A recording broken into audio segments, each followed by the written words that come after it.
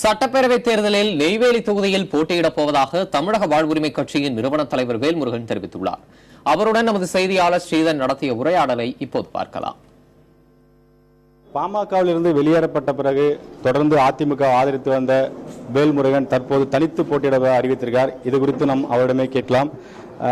பாமகவிலிருந்து வெளியேறின பிறகு நீங்க அதிமுக ஆதரித்து தொடர்ந்து பல்வேறு குரல்கள் கொடுத்திருந்தீங்க. ஆனால் திடீரென இப்போ அதிமுக வெளியேற்றப்பட்டு தனித்து நிற்க போவதா அறிவித்திருக்கீங்க. இதுக்கு என்ன காரணம்? முக்கிய காரணம் அதிமுகவை தமிழர் நலன் சார்ந்த ஈழத்தமிழர் இனப்படுகொலை சார்ந்த விஷயங்களிலும் தமிழ் சமூகத்திற்கான உரிமை சார்ந்த பிரச்சனைகளிலும் நாங்கள் அவர்களை கொள்கை அடிப்படையில் ஆதரித்து வந்தோம்.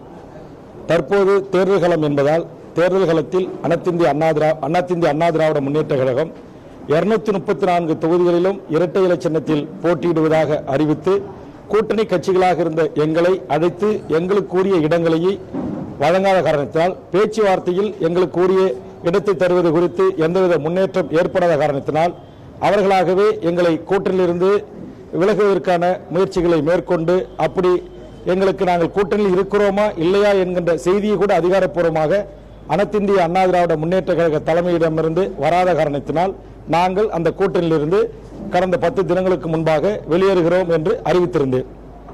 வெளியேறணும்னு அறிவித்திட்டு இருக்கீங்க. இப்போ என்ன முடிவு எடுத்திருக்கீங்க? நீங்க என்ன பண்ண போறீங்க? எந்த தொகுதியில் போட்டியிட போறீங்க?